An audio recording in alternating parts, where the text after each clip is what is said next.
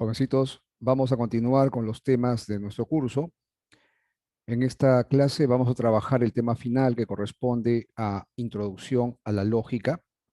Ya hemos visto los temas de filosofía, la historia de la filosofía, las diferentes disciplinas filosóficas, y ahora correspondería desarrollar algunos puntos importantes de lógica, que también ha sido materia de preguntas en diferentes exámenes de admisión de San Marcos en los últimos años. Vamos a trabajar los conceptos básicos y vamos a trabajar lo que son las falacias no formales, que, repito, han sido contenidos en diferentes exámenes de admisión últimos. Los conceptos básicos de lógica son los siguientes. Tenemos que definir qué es la lógica, qué es una inferencia, qué es una proposición. De manera general, definimos la lógica como una ciencia. Es una ciencia formal, una ciencia abstracta que estudia inferencias, razonamientos o argumentos en general. Se considera que la lógica es una ciencia formal, al igual que las matemáticas, en la medida que estudian entes, relaciones entre entes, ideales, abstractos. No tienen referencia directa con la realidad, no se refieren a hechos, no se refieren a datos de la experiencia, a objetos que puedan ser percibidos, que puedan ser experimentados. Entonces, la lógica y la matemática son consideradas por eso ciencias formales. La inferencia se define como una estructura de proposiciones, consta de proposiciones y va a presentar siempre dos partes, las premisas, la premisa o premisas y la conclusión. Dijimos que la inferencia consta de proposiciones, tendríamos entonces que definir lo que es una proposición. De manera general se dice que una proposición es aquel enunciado que presenta valor veritativo. La palabra veritas quiere decir verdad. Entonces, si hablamos de valor veritativo, nos referimos a la propiedad de ser verdadero o falso. Entonces, una proposición es un enunciado que puede ser verdadero o falso.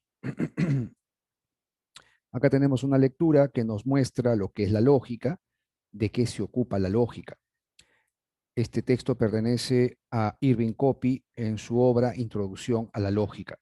Nos dice el autor: esta distinción entre razonamiento correcto e incorrecto es el problema central con el que trata la lógica. Los métodos y técnicas del lógico se han desarrollado con el propósito fundamental de aclarar esta distinción. Se refiere a la distinción entre razonamiento correcto y razonamiento incorrecto. Se supone que la lógica tiene que establecer cuándo, bajo qué condiciones un razonamiento, un argumento, una inferencia es válida o no lo es. La lógica desarrolla en ese sentido métodos, procedimientos, técnicas, lenguajes que permiten cumplir con ese propósito, ese objetivo, que es diferenciar un razonamiento válido de un razonamiento inválido. Todo razonamiento, independientemente de su objeto, es de interés para el lógico, pero fijando su atención especialmente en la corrección como punto central de la lógica. En esta parte la lectura nos indica que el razonamiento, el argumento, al margen de a lo que se refiera, al margen de los objetos que mientan, ¿no? A los que se refiere, a los que alude, tiene una estructura, tiene una forma. Entonces la lógica tiene que establecer si esa estructura, si esa forma es correcta o no, si cumple con ciertas leyes, principios, estructuras que la lógica va a establecer como correctas, como válidas. Veamos ahora lo que es una inferencia, ampliemos un poco también este concepto. Acá tenemos un esquema general que nos muestra la estructura de una inferencia. Vemos que consta de proposiciones, pero tenemos que diferenciar en este conjunto de proposiciones aquellas que son las premisas y aquella proposición que es la conclusión. Aquí debemos indicar que en una inferencia encontramos siempre esta estructura de premisa o premisas y conclusión, entendiendo que cada uno de estos elementos constituye una proposición, o sea, las premisas son proposiciones, la conclusión es una proposición. Se supone que la conclusión es aquella proposición que se desprende, que se deriva, que se infiere de las premisas. De acuerdo con criterios, se puede establecer que una inferencia es inmediata o mediata. Cuando una inferencia es inmediata, cuando presenta una sola premisa. Es decir, si acá tenemos solamente una premisa y de ella extraemos la conclusión, entonces la inferencia se va a denominar inmediata. Pero si tuviéramos más de una premisa, dos o más premisas, esta inferencia se llamará mediata. Ese es un primer criterio, por el número de premisas. Entonces, una premisa, inferencia inmediata. Dos o más será una inferencia mediata. También se distinguen las inferencias por el carácter de su conclusión. Si la conclusión se extrae en forma probable, diremos que la inferencia es inductiva. Pero si la conclusión se extrae en forma necesaria, llamaremos aquella inferencia deductiva. Ahora, de estas dos inferencias, la inductiva y la deductiva, la que interesa a la lógica como ciencia es la inferencia deductiva. Eso es lo que la lógica va a analizar, va a examinar, ¿no? Ese tipo de inferencias. Es allí donde se va a cumplir la corrección o incorrección, la validez o la no validez. ¿Cuándo una inferencia será válida? Pues cuando la conclusión se justifique en las premisas, cuando la conclusión se extraiga necesariamente de las premisas. Ahí estamos hablando de validez. Muy bien, el otro concepto que tenemos que examinar es el de proposición. Una proposición, habíamos dicho, es un enunciado con valor veritativo, un enunciado que puede ser verdadero o falso. ¿Correcto? ¿Verdadero o falso? No podemos decir verdadero y falso, sería contradictorio, no sería una paradoja. Las proposiciones son enunciados o bien verdaderos o bien falsos. Y aquí nos dice el autor Irving Copy que las proposiciones se distinguen pues de otro tipo de enunciados. Estos enunciados proposicionales se distinguen de otra clase de enunciados como los interrogativos, los enunciados imperativos, exclamativos, ¿no es cierto? Preguntas, órdenes, exclamaciones son distintos a lo que llamamos proposiciones. Solamente las proposiciones se pueden afirmar o negar. Las preguntas se pueden responder, las órdenes se pueden dar y las exclamaciones pueden pronunciarse. Pero ninguna de ellas se puede afirmar, negar o juzgarse como verdadera o falsa. Ahí podemos completar entonces que las proposiciones son enunciados que tienen que ser o bien verdaderos o bien falsos, enunciados que afirman o niegan. Son enunciados aseverativos por el hecho de que afirman o niegan. Y tienen valor veritativo porque, como dijimos, pueden ser o bien verdaderos o bien falsos. Muy bien. Entonces ahí hemos revisado los conceptos básicos de la lógica, hemos explicado qué es la lógica, qué es una inferencia, qué es una proposición. Y hemos distinguido los tipos de inferencia señalando cuál de estos es el que interesa para el análisis a la lógica. Ahora pasemos a ver lo que viene a ser las falacias. ¿Qué es una falacia? Una falacia no formal, claro está. Vamos a apoyarnos en esta lectura del mismo autor, Copy. Dice, en lógica se acostumbra reservar el término falacia para los argumentos que aun cuando sean incorrectos resultan persuasivos de manera psicológica. Algunos argumentos son incorrectos en forma tan obvia que no pueden convencer ni engañar a nadie. Pero las falacias son peligrosas porque la mayoría de nosotros llegamos alguna vez a ser engañados por ellas.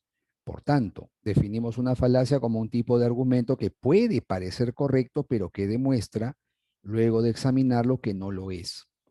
Bien, acá tenemos las características más importantes de las llamadas falacias, ¿no? Son argumentos, pero son argumentos especiales. Son argumentos que parecen correctos, pero cuando se les examina, cuando se les analiza, pues resultan ser incorrectos, resultan ser inválidos. Estos argumentos son persuasivos en términos psicológicos. Dice que algunos argumentos son incorrectos que no pueden convencer ni engañar a nadie. Claro, hay argumentos que son evidentemente pues inválidos, ¿no? Incorrectos, mal construidos. Pero lo curioso es que las falacias nos pueden engañar. Esa es la idea, ¿no? Las falacias son persuasivas, engañosas. Son razonamientos engañosos porque en una primera apariencia parecen válidas, parecen inferencias correctas, bien construidas. Solo con el análisis, solo con un examen más minucioso, más detenido, es que podemos advertir la falla lógica que presentan. Entonces, esto es a grandes rasgos lo que llamamos falacias, razonamientos o argumentos incorrectos, pero que parecen correctos, razonamientos engañosos, como también se les llama. Las falacias no formales se van a presentar de dos maneras. Hay falacias de atingencia, falacias de ambigüedad. Las falacias de atingencia son aquellos argumentos que tienen una carga psicológica, presentan un nexo psicológico entre las premisas y la conclusión. Por ello mismo son persuasivos. Son, como llaman algunos, falacias retóricas. En un discurso se pueden aplicar estas falacias y por una cuestión psicológica pueden parecer correctos estos argumentos, pueden parecer válidos. Solo con un análisis lógico es que podríamos advertir el error, la falla, la incorrección. Estas falacias de atingencia entonces se definen porque hay una relación psicológica entre las premisas y la conclusión. No existe un nexo lógico entre premisa y conclusión. Hay más bien un nexo, un vínculo psicológico. Vamos a pasar revista a las diferentes falacias de atingencia, a las más importantes. El argumentum ad hominem. Un argumentum ad hominem es muy frecuente, es muy conocido, ¿no? En la vida cotidiana, en el lenguaje cotidiano. Es un tipo de argumento donde tú descalificas a la otra persona apelando a cuestiones justamente personales, ¿no? Se apela a cuestiones propias de la persona, pertenecientes a la persona, y no al discurso, no al argumento o a las ideas que tenga la misma. Entonces, en lugar de ir contra las ideas de alguien, vamos contra la persona. Es el argumento contra el hombre, por eso se le llama así. Otro argumento muy frecuente es el argumento un ad baculum, el argumento por la fuerza, ¿no? La apelación a la amenaza, la intimidación, la fuerza. Es cuando se quiere obtener la aprobación de un argumento, la aceptación de un argumento, se quiere convencer, pero apelando a un elemento psicológico de amenaza, fuerza, intimidación. El argumento ad misericordiam sería lo mismo, pero con su opuesto, ¿no? Apelando a la piedad, apelando a la compasión. Es como se dice una estrategia discursiva donde buscamos convencer por elementos psicológicamente afectivos, ¿no? La piedad, la compasión, la misericordia, como su nombre lo indica. El argumento ad populum es cuando se quiere validar un discurso, un argumento, basándonos en la mayoría, ¿no? Tratando de convencer a la audiencia, como se dice, ¿no? Ganándonos al auditorio. Tiene que ver mucho con la política, ¿no? Estos discursos que quieren persuadir, quieren convencer en base a lo que el auditorio, la gran mayoría, gusta, prefiere, ¿no? La emoción popular, la emoción de la gran mayoría. Es como una apelación a la audiencia, al auditorio, ¿no? El argumento ad ignorantiam es cuando uno pretende asumir la validez de un argumento porque no se puede probar lo contrario. Es decir, asumimos que una tesis es verdadera porque su contrario no se puede probar. Entonces ahí nos estamos basando en la ignorancia, en el desconocimiento. Tenemos también el argumento ad verecundiam, donde se recurre incorrectamente a la autoridad. Es decir, queremos validar nuestro argumento, nuestra posición, basándonos en una persona importante, una institución, un libro, un texto, que tengan, como se dice, un peso, ¿no? Un respeto, que se asuman como si fueran verdaderos. Queremos que aprueben nuestra postura, nuestra tesis, por el hecho de basarnos, de recurrir a la autoridad, ¿no es cierto? Argumento por la autoridad. La causa falsa o no causa pro causa quiere decir, pues, aquel argumento que vincula hechos que no tienen ninguna relación real, no hay ninguna relación lógica en la realidad. Está vinculada pues con creencias, supersticiones. Un hecho vinculado con otro, pero repito, ese vínculo no es arbitrario, no es un vínculo inexistente en la realidad. El hecho uno y el hecho 2 no tienen ninguna relación, no hay ningún tipo de enlace real. No se justifica, no se fundamenta dicho enlace, pero por las creencias, las supersticiones y demás elementos psicológicos, se asume como si fuese verdadero. Se plantea que un hecho tiene como causa a algo que no corresponde realmente. Esas son las falacias de atingencia. Veamos ahora las falacias de ambigüedad.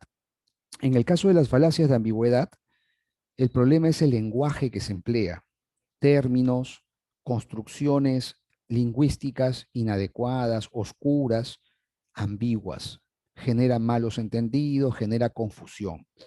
Se quiere indicar algo, pero por la forma en que lo expresamos, por la forma en que construimos, ¿no es cierto?, nuestro discurso, genera ambigüedad, dobles sentidos, confusión. Tenemos las más importantes, como el equívoco, que es una ambigüedad semántica. Es decir, empleamos en nuestro argumento términos que tienen más de un sentido. Es que usamos un término con un sentido, pero se entiende en otro sentido. Hay una confusión allí. Hay un error en el hecho de definir adecuadamente un término, delimitar el sentido que tiene dicho término.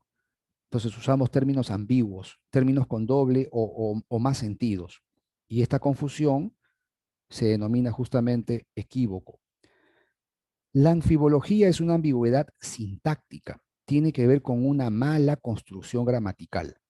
El orden de las palabras es inadecuado y genera un doble sentido, una ambigüedad. Finalmente tenemos el énfasis o acento, que se produce cuando en el discurso, en el argumento, acentuamos, enfatizamos o resaltamos una parte y esto genera otro sentido. El hecho de enfatizar, el hecho de resaltar una parte del mensaje produce otro entendimiento del mismo, ¿no? Una confusión. Entonces, estas son las principales falacias no formales. Falacias de atingencia, falacias de ambigüedad. ¿Correcto? Bien, vamos a pasar ahora a una práctica de falacias. Vamos a leer cada uno de estos textos. Son argumentos diversos y tratemos de identificar la falacia que se produce en cada uno de ellos.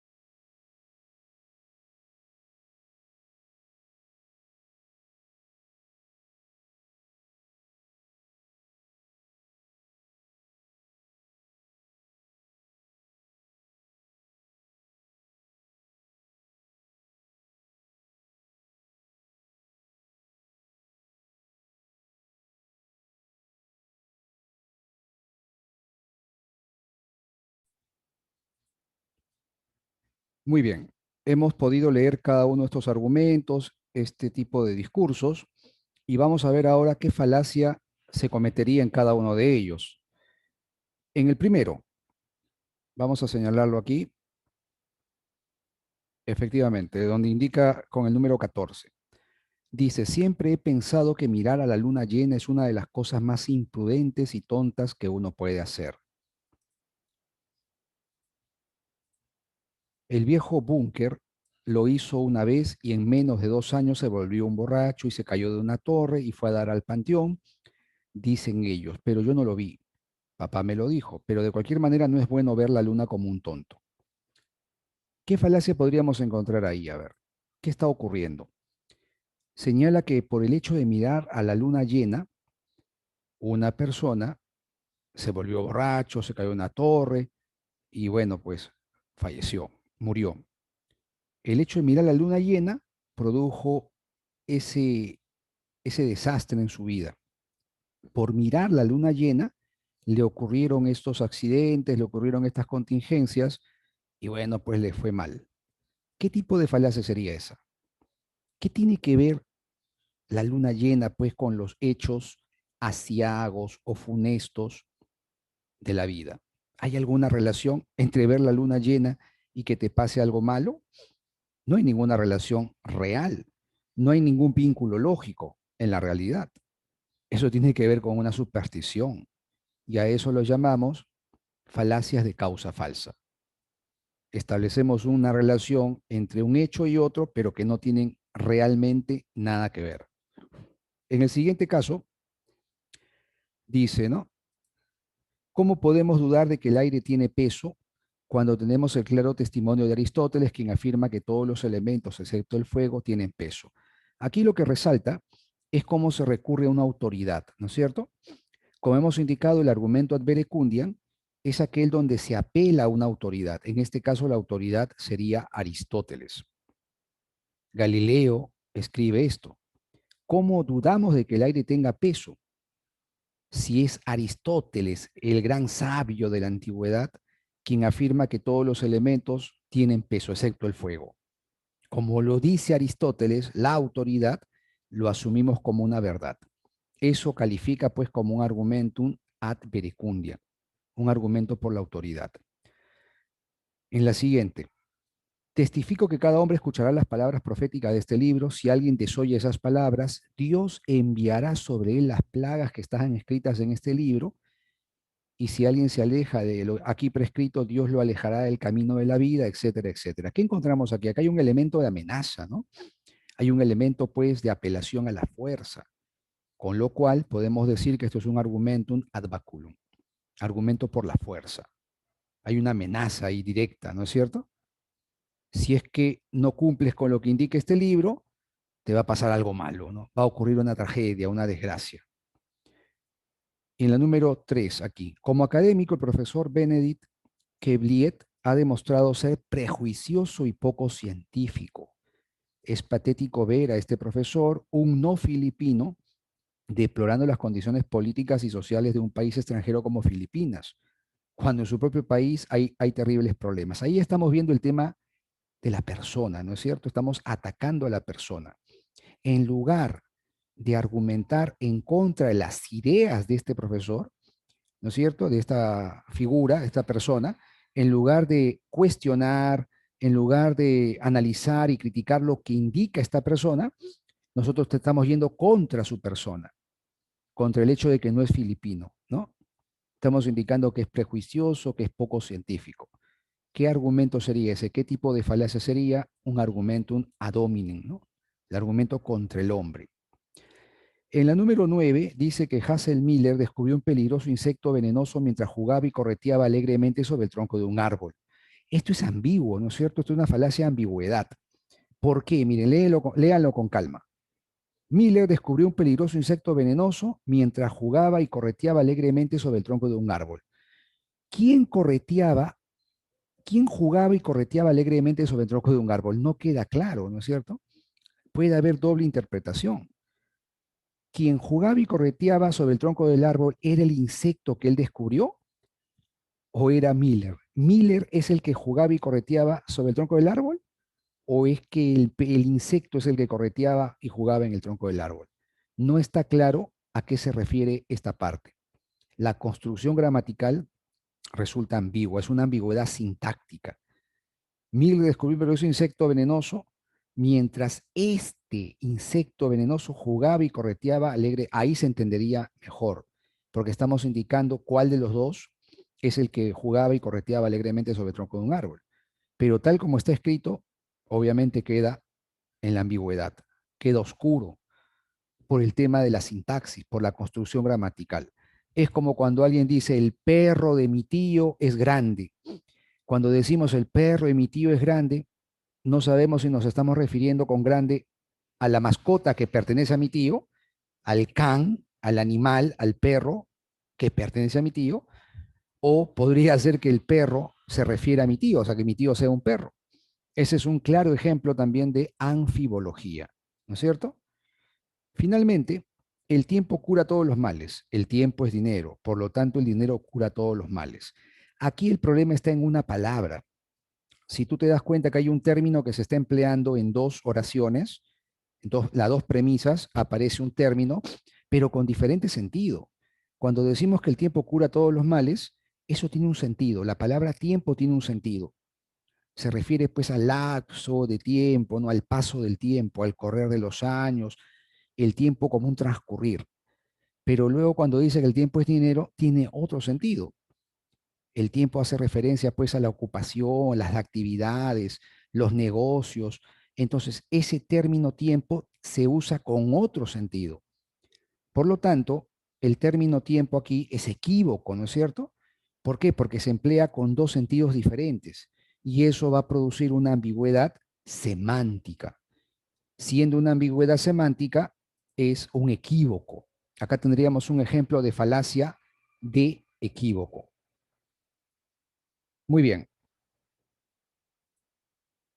Con eso entonces culminaríamos la parte teórica del tema número 9 que corresponde a introducción a la lógica, donde hemos visto los conceptos básicos de la lógica, qué es la lógica, qué es una inferencia, qué es una proposición, y hemos analizado también las falacias no formales, qué es una falacia no formal y cuáles son sus modalidades, sus variantes más importantes. Con eso estaríamos finalizando entonces este video número 9, video final de nuestro ciclo.